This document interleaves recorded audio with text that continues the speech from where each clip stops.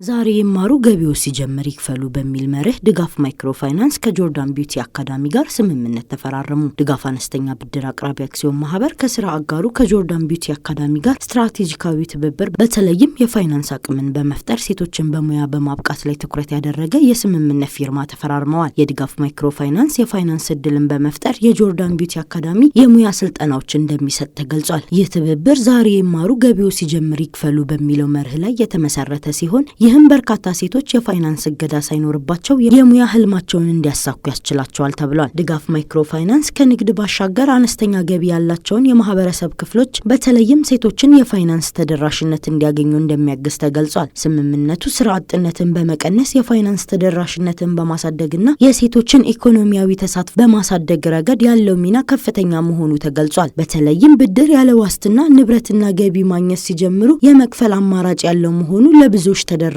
እንደሚያደርገው ተገልጿል።